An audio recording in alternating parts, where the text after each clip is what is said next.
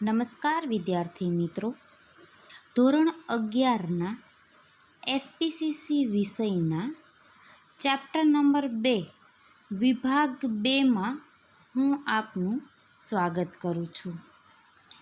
મિત્રો, આ લેક્ચરમાં આપણે પત્રવ્યવહારના પ્રકારો, એનો અર્થ, મહત્ત્વ અને અસરકારક વાણિજ્યક પત્રવ્યવહાર કેવી રીતે થાય એ વિશે આપણે અભ્યાસ કરશું. મિત્રો, પત્રવ્યવહારના પ્રકારો. હવે મિત્રો, પત્રવ્યવહાર વિશે જ્યારે અભ્યાસ કરીએ ત્યારે આપણે એક જ પ્રકારના પત્રો નહીં પરંતુ ઘણા બધા પ્રકારના પત્રો જોવા મળે છે અને દરેક પત્ર વિશે આપણે 1 by 1 ડિટેલમાં અભ્યાસ કરવાનો છે. પત્રવ્યવહાર ઘણી બધી બાબતો માટે થતો હોય છે. મિત્રો, પત્રવ્યવહાર એવું નથી કે કોઈ એક જ બાબત માટે થાય. ઘણી બધી બાબત માટે આપણે પત્રવ્યવહાર કરતા હોઈએ છીએ અને જે બાબત માટે અને જે પોસ્ટ ઉપર આપણે પત્રો લખવાના હોય એ પોસ્ટને અનુસાર અને સંબોધીને આપણે પત્રો લખતા હોઈએ છીએ. યોગ્ય ઢાંચામાં આપણે પત્રો લખતા હોઈએ છીએ. જો પત્રો વહીવટી, ધંધાકીય અથવા સરકારી બાબતો માટે લખાતા હોય તો તેવા પત્રો ઔપચારિક પત્રો તરીકે ઓળખાય છે. મિત્રો, ખાસ અંડરલાઈન કરજો કે જે પત્રો છે વહીવટી, ધંધાકીય અને સરકારી બાબતો માટે જે લખાતા હોય એને ઔપચારિક પત્રો તરીકે ઓળખવામાં આવે છે. મતલબ કે ધંધાને લગતા જેટલા પત્રો હોય અને સરકારી બાબતોને લગતા, એટલે કે કોઈ પણ જાણ કરવાની હોય, નગરપાલિકામાં પત્રો લખવાના હોય, કોઈ પણ પ્રશ્નો ઉપસ્થિત થયા હોય અથવા તો ધંધાને પર્સનલ ધંધો હોય અને જથ્થાબંધ વેપારી માટેનો ધંધો કોઈ વસ્તુને લગતો કરતા હોઈએ તો એના માટે ઉત્પાદકો સાથે જે પત્રવ્યવહાર કરતા હોઈએ, છૂટક વેપારીઓ સાથે જે પત્રવ્યવહાર કરતા હોઈએ તો એ બધા જ પત્રો, મતલબ કે ધંધાને લગતા કોઈ પણ પત્રો હોય એ બધા પત્રોને ઔપચારિક પત્રો તરીકે ઓળખવામાં આવે છે. હવે એવી જ રીતે આપણે ઔપચારિક છે એવી રીતે આપણે અનૌપચારિક પત્રો કોને કહી શકીએ? તો કે જો પત્રો સામાજિક બાબતો અને સંબંધોની માવજત માટે લખાતા હોય તો તેવા પત્રો અનૌપચારિક પત્રો તરીકે ઓળખાય છે. એટલે એમાં પણ અંડરલાઈન કરજો કે સામાજિક બાબતો અને સંબંધોની માવજત માટે. હવે સામાજિક બાબતો અને સંબંધોની માવજત માટેના પત્રો તો તમે કંકોત્રી છે, કોઈને ઇન્વિટેશન આપવું છે, કોઈને અભિનંદન આપવા છે, કોઈને જમવા માટે ઇન્વિટેશન આપવું છે, કે કોઈ પણ નાના સમાજને લગતા, એક સમાજમાં રહીએ છીએ એટલે ઘરને લગતા જે કોઈ નાના પ્રસંગોને લગતા પત્રો છે જેને આપણે અનૌપચારિક પત્રો તરીકે ઓળખી શકીએ. અને અનૌપચારિક પત્રો છે એનો કોઈ ઢાંચો નથી હોતો. એ વ્યક્તિ પોતાની રીતે, પોતાની શૈલીમાં, પોતાને ગમે એવી રીતે એ પત્રો લખી શકે છે. પણ જ્યારે ધંધાને લગતા પત્રો લખવામાં આવે, મતલબ કે ઔપચારિક પત્રો જ્યારે લખવામાં આવે ત્યારે કોને એ પત્રો લખવામાં આવે છે એ અનુસાર યોગ્ય સ્પષ્ટ રીતે અને યોગ્ય ઢાંચામાં અને એક મેથડ વાઇઝ પત્રો લખવાના હોય છે. અને જ્યારે અનૌપચારિક પત્રો છે એ વ્યક્તિઓ પોતાની જાતે ડિસાઈડ કરીને પોતે ગમે એવી રીતે એ લોકો લખી શકે છે. જેમ કે કંકોત્રી હોય તો પોતાની રીતે, પોતાની મેથડથી એને જેમ ગમે એવી રીતે કંકોત્રી લખી શકે છે. એમાં કોઈ યોગ્ય ઢાંચાની જરૂર પડતી નથી. ઔપચારિક પત્રો લખવાનો એક ઢાંચો હોય છે,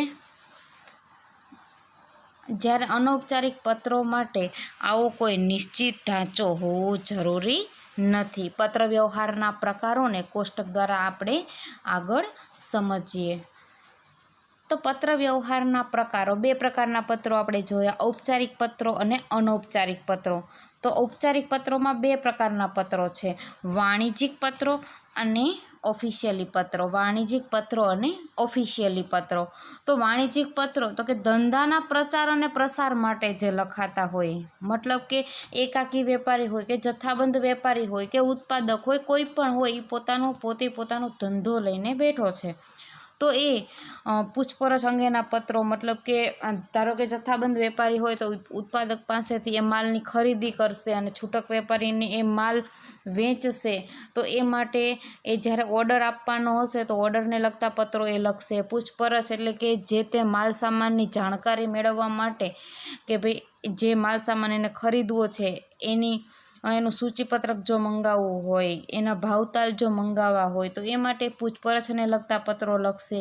એજન્સીને લગતા પત્રો, મતલબ કે જે પર્સનલ ધંધા માટે જે પત્રો લખાય છે એ બધાય વાણિજ્યિક પત્રો. અને ઓફિશિયલી પત્રો, ઓફિશિયલી પત્રોમાં તમે સરકારી કચેરીઓમાં જે પત્રો લખો છો, ધારો કે અરજીપત્રક, ગમે ત્યાં અરજી કરવાની હોય તો એ માટે, રેશન કાર્ડ માટેના, તમારે ત્યાં જો ડ્રેનેજ લાઇન ખરાબ હોય તો એના માટેના, એટલે કે પાણીના પ્રશ્નો હોય, રોડ રસ્તાના પ્રશ્નો હોય, ગંદકીને લગતા પ્રશ્નો હોય, કે કોઈ પણ ઓફિશિયલી, મતલબ કે તમારે નગરપાલિકામાં જેની જાણ માટે જે લખવામાં આવતા હોય પત્રો એ બધાય, અને સરકારી ઓફિસોમાં જે લખાતા હોય એ સરકારી સંસ્થાઓ અને વહીવટી બાબતો માટે લખાતા પત્રો.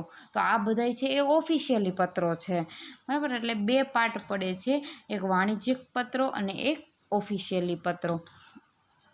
ત્યાર પછી આનો જ ઔપચારિક અને અનૌપચારિક પત્રો.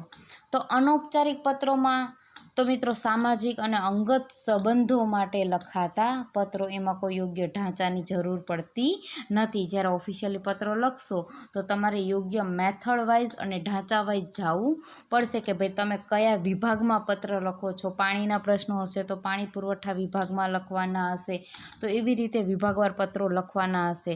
જ્યારે અનૌપચારિક પત્રોમાં તો એવું કંઈ જ આવતું નથી. અનૌપચારિક પત્રોમાં શુભેચ્છા પત્રો છે, આશ્વાસન પત્રો છે, અભિનંદન પત્રો છે ને આમંત્રણ પત્રો છે. મતલબ કે આ રીતના તમે કોઈ પણ પત્રો તમે અનૌપચારિકમાં વ્યક્તિ પોતાની રીતે પોતાની મેથડથી લખી શકે છે. ત્યાર પછી મિત્રો આગળ જોઈએ વાણિજ્યિક પત્ર વ્યવહારનો અર્થ. હવે વાણિજ્યિક પત્ર વ્યવહારનો આપણે અર્થ જોઈએ, એના પત્રો જોઈએ. આ બે પ્રકારના પત્રો છે. એ કોષ્ટક તમે ખાસ યાદ રાખજો. આ કોષ્ટક તમારે ખાસ યાદ રાખવાનું છે. ઔપચારિક પત્રો અને ઔપચારિક પત્રો. અનૌપચારિક પત્રો એટલે કે પત્ર વ્યવહારના બે પ્રકાર છે, ઔપચારિક પત્રો અને અનૌપચારિક પત્રો. પરંતુ ઔપચારિક પત્રો છે એના પાછા બે પ્રકાર છે, વાણિજ્યિક પત્રો અને ઓફિશિયલી પત્રો. હવે મિત્રો આમાં તમે એક વાક્યમાં પ્રશ્ન પૂછાઈ શકે કે ભાઈ વાણિજ્યિક પત્રોમાં કયા પત્રોનો સમાવેશ થાય છે? તો આમાં ત્રણ પ્રકારના જે પત્રો છે, પૂછપરછ, ઓર્ડર અને એજન્સીને લગતા. તો તમારે એક માર્ક્સમાં પ્રશ્ન પૂછાઈ શકે. એવી જ રીતે ઓફિશિયલી પત્રોમાં કોનો સમાવેશ થાય, અનૌપચારિક પત્રોમાં કોનો સમાવેશ થાય. મતલબ કે આ કોષ્ટક તમારે એકદમ મોઢે કરવું પડશે, કારણ કે આમાં એક માર્ક્સના પ્રશ્નો, 3 થી 4 પ્રશ્નો હું આમાંથી કાઢી શકું. તો એક માર્ક્સના પ્રશ્નો આમાંથી પૂછાઈ શકે છે. એટલે આ પત્રો કોનો, કયા પત્રોનો કેમાં સમાવેશ થાય છે ખાસ તમારે યાદ રાખવું. હવે જોઈએ વાણિજ્યિક પત્ર વ્યવહારનો અર્થ. પત્ર દ્વારા લેખિત સ્વરૂપમાં એક વ્યક્તિની બીજી વ્યક્તિ, એક સંસ્થાની બીજી સંસ્થા અથવા વ્યક્તિ અને સંસ્થા સાથે થતી માહિતીની પરસ્પર આપ-લે એટલે પત્ર વ્યવહાર. જે આગળ પણ મેં સમજાવ્યું હતું એ જ રીતે કે એક વ્યક્તિ બીજી વ્યક્તિને પત્ર લખીને વાણિજ્યિક પત્ર વ્યવહાર કરી શકે છે. એક વ્યક્તિ બીજી વ્યક્તિને માલ સામાનનો ઓર્ડર આપવો હોય તો એક વ્યક્તિ બીજી વ્યક્તિને પત્ર લખી શકે છે. અથવા તો એક સંસ્થા છે એ બીજી સંસ્થાને પત્ર લખી શકે છે, અથવા તો કોઈ સંસ્થા છે એ કોઈ વ્યક્તિને અથવા તો સંસ્થાને પત્ર લખી શકે છે ધંધા માટે. તો આ માટે જે માહિતીની પરસ્પર જે આપ-લે થાય છે એને આપણે પત્ર વ્યવહાર કહી શકીએ. અને જ્યારે આ પ્રકારનો પત્ર વ્યવહાર વાણિજ્યિક બાબતો માટે થતો હોય, મતલબ કે આ જે પત્રો લખવામાં આવે છે એક વ્યક્તિથી બીજી વ્યક્તિ, એક સંસ્થાથી બીજી સંસ્થા, અથવા તો એક સંસ્થાથી બીજી વ્યક્તિ, અથવા તો વ્યક્તિ ટુ સંસ્થા, મતલબ કે આ બધાય પત્રો જો ધંધા માટે લખવામાં આવતા હોય, વેપાર ધંધા માટે, તો એને આપણે વાણિજ્યિક પત્ર વ્યવહાર તરીકે ઓળખી શકીએ.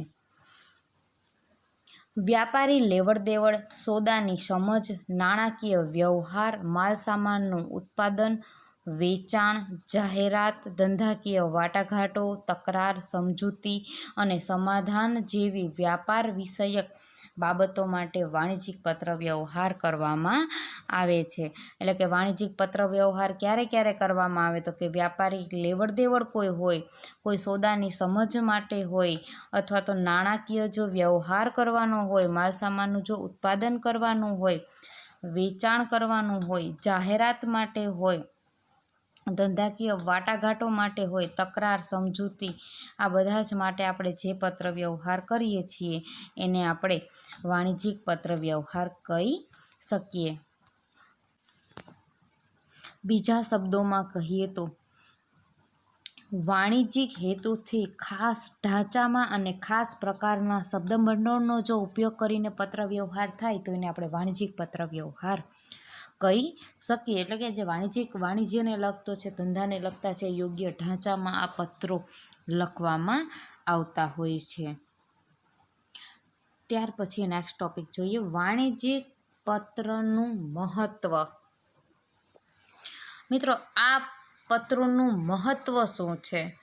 આમ જોઈએ તો આ પત્રો વગર કોઈ પણ ધંધો શક્ય જ નથી. એટલે પત્રો ઉપર જ ધંધા નિર્ભર હોય છે. કારણ કે આપણે ખબર છે કે ભાઈ મૌખિકમાં જે વાત કરેલી હોય, મૌખિક સંવાદ હોય તો એનો કોઈ આધાર પુરાવો નથી.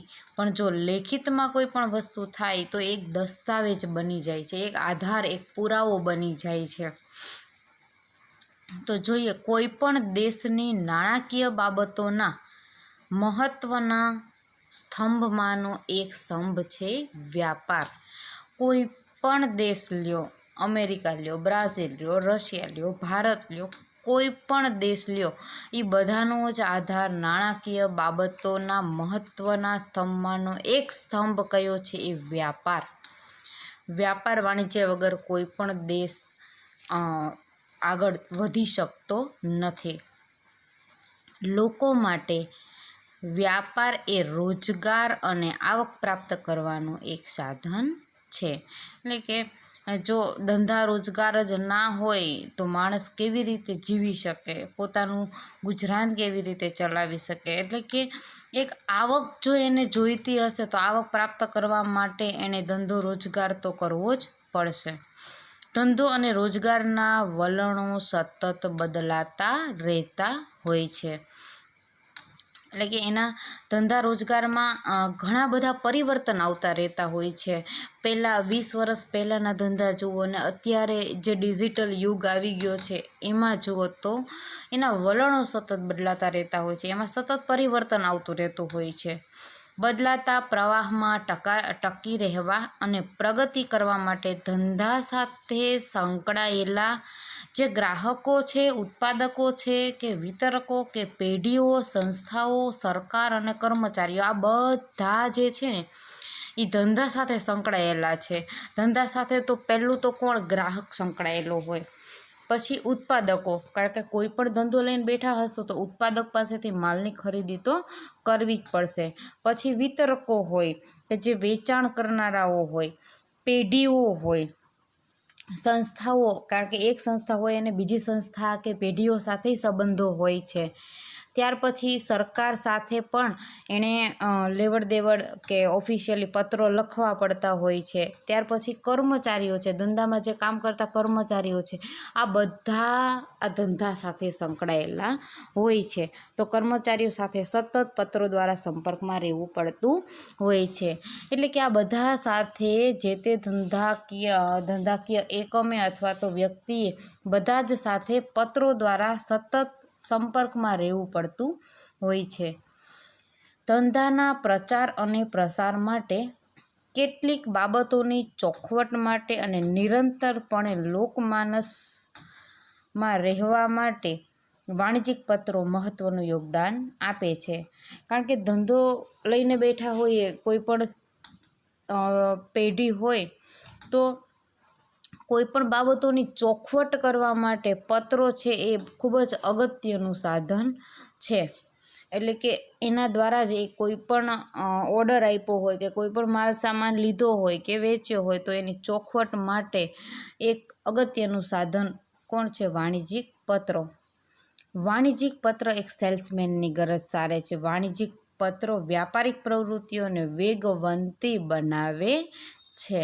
માલસામાન વિશે ગ્રાહકોને માહિતગાર કરીને ધંધાકીય છાપ ઊભી કરે છે. એટલે કે પત્રો દ્વારા જ એક વ્યક્તિથી બીજી વ્યક્તિ, એક પેઢીથી બીજી પેઢી કે સંસ્થા કે અન્ય એજન્સીઓને જાણ થાય છે કે ભાઈ આ જે પેઢી છે આ જે તે માલસામાનનું વેચાણ કરે છે અથવા તો ઉત્પાદન કરે છે અથવા તો પ્રોડક્શન બહાર પાડે છે, તો એ પત્રો દ્વારા જ ખબર પડે છે. વાણિજ્યિક પત્રો કોઈ પણ ધંધાકીય પેઢી માટે જાહેરાતનું સૌથી સરળ, સસ્તું અને અસરકારક માધ્યમ છે. એમ કહીએ તો કદાચ જરાય ખોટું નથી. વાણિજ્યિક પત્ર એ વાણિજ્યિક પ્રવૃત્તિઓનું અભિન્ન અંગ છે. એટલે કે કોઈ પણ ધંધો કે પેઢી હોય એના માટે જાહેરાતનું સૌથી સરળ અને સસ્તું અને અસરકારક જે માધ્યમ હોય તો એ આ વાણિજ્યિક પત્રો આપણે કહી શકીએ. તો આપણે જોઈએ તો વાણિજ્યિક પત્રનું મહત્ત્વ આધુનિક યુગમાં તો ખૂબ જ જરાય ઓછું થયું નથી. ભલે ડિજિટલ યુગ આવ્યો પણ વાણિજ્યિક પત્રોનું મહત્ત્વ જરાય ઓછું થયું નથી. એના ઉપર જ ધંધા ટકેલા હોય છે. હવે જોઈએ લાસ્ટ, અસરકારક વાણિજ્યિક પત્ર વ્યવહાર. હવે વાણિજ્યિક પત્ર વ્યવહાર જે કરવામાં આવે એને અસરકારક કઈ રીતે આપણે બનાવી શકીએ? તો કે ધંધાના વિકાસ અને પ્રગતિ માટે વાણિજ્યિક પત્ર વ્યવહાર મહત્ત્વનું સાધન છે. એ તો આપણે આગળનામાં જોયું એના મહત્ત્વમાં કે ધંધાનો જો વિકાસ કરવો હશે, ધંધાની જો પ્રગતિ કરવી હશે તો વાણિજ્યિક પત્ર વ્યવહાર છે એ ખૂબ જ મહત્ત્વનું સાધન છે.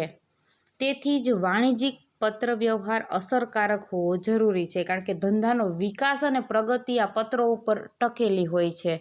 એટલે જે પત્રો લખવામાં આવે છે એ પત્રો ખૂબ જ અસરકારક હોવા જોઈએ, કારણ કે પત્રો ઉપરથી સંસ્થા કેવી છે, સંસ્થાની પ્રતિષ્ઠા કેવી છે એની છાપ એ ઊભી કરે છે. એટલે પત્રો દ્વારા જ આપણને ખબર પડે છે કે જે તે સંસ્થા છે એ કેવી છે, એની પ્રતિષ્ઠા કેવી છે, એની એક અલગ છાપ ઊભી કરે છે. એટલે કે પત્ર વ્યવહાર જ્યારે ધંધાને લગતો કરવામાં આવે ત્યારે ખૂબ જ અસરકારક હોવો ખૂબ જરૂરી છે. જો આપણો પત્ર વ્યવહાર જે ધંધાકીય હેતુ માટે લખાયો હોય તે સિદ્ધ કરે તો તેવા પત્ર વ્યવહારને આપણે અસરકારક વાણિજ્યિક પત્ર વ્યવહાર કહી શકીએ. એટલે કે જે પત્ર આપણે ધંધાકીય હેતુ માટે લખ્યો હોય અને જો એ સિદ્ધ થઈ જાય, હેતુ સિદ્ધ થઈ જાય તો આપણે એને અસરકારક પત્ર વ્યવહાર કહી શકીએ. જે વાણિજ્યિક પત્ર વ્યવહાર માલસામાન વેચાણમાં વધારો કરે, મતલબ કે જે વાણિજ્યિક પત્ર વ્યવહાર લખવામાં આવે છે એ ધંધાકીય એકમનો જે માલસામાન છે એ જો એના વેચાણમાં જો એ વધારો કરે, ગ્રાહક સાથે જે ગેરસમજ થઈ હોય કોઈ તો એ દૂર કરે, પછી ઉઘરાણીની રકમ મેળવી આપે. કારણ કે ઉઘરાણી માટે આપણે ઘણી વખત પત્રો લખવા પડતા હોય છે કે ભાઈ તમારો આટલો સમય તમારો પૂરો થઈ ગયો છે, તો એના માટે જો એ ઉઘરાણીને લગતી જો રકમ મેળવી આપે, ગ્રાહકો સાથે લાંબા ગાળાના જો સંબંધો વિકસાવે અને વ્યાપારિક પેઢીની હકારાત્મક છાપ જો ઊભી કરે તો એ બધા જ પત્રો અસરકારક વાણિજ્યિક પત્રો કહેવાય. મતલબ કે હકારાત્મક હોય, પોઝિટિવ તરફ એ વળતા હોય અને જે ધંધાકીય એકમ છે એ જે સિદ્ધ કરવા માંગતા હોય હેતુ એ જો સિદ્ધ થઈ જાય તો એને આપણે અસરકારક વાણિજ્યિક પત્ર વ્યવહાર કહી શકીએ. અસરકારક વાણિજ્યિક પત્ર વ્યવહાર પરિણામલક્ષી અને સ્પષ્ટ હેતુથી કરવામાં આવે છે, તેથી તે કાળજીપૂર્વક થવો જોઈએ. એટલે કે આજે અસરકારક જે પત્ર વ્યવહાર જે છે એ જ્યારે એ પત્ર લખવામાં આવે છે ને ત્યારે એનું પરિણામ નિશ્ચિત હોવું જોઈએ. જો એ પરિણામલક્ષી હોય, એનું રિઝલ્ટ આપતું હોય અને કોઈ સ્પષ્ટ હેતુથી જો એ લખવામાં આવ્યો હોય, સ્પષ્ટ હેતુથી એ લખવામાં આવે છે અને પરિણામ મળે એટલા માટે જલ્દીથી જલ્દી એનું રિઝલ્ટ મળે એટલા માટે લખવામાં આવે છે. એટલે એ ખૂબ જ કાળજીપૂર્વક અને ધ્યાનપૂર્વક લખવો જોઈએ કે જેથી કરીને જે વ્યક્તિને કે જે સંસ્થાને કે જે પેઢીને લખવામાં આવે છે એની પ્રતિષ્ઠાને કોઈ પણ હાનિ પહોંચે નહીં. આપણે લખેલો વાણિજ્યિક પત્ર અસરકારક વાણિજ્યિક પત્ર વ્યવહારના લક્ષણો ધરાવતો હોવો જોઈએ. આપણે જે અસરકારક વાણિજ્યિક પત્રના જે લક્ષણો જોયા એ લક્ષણો છે એ ધરાવતો હોવો જોઈએ આ પત્ર, તો જ એને આપણે અસરકારક વાણિજ્યિક પત્ર વ્યવહાર કહી શકીએ. મિત્રો, આ લેક્ચરમાં બસ આટલું જ. નેક્સ્ટ લેક્ચરમાં આપણે આગળનો ટોપિક વિશે વાત કરશું. Thank you.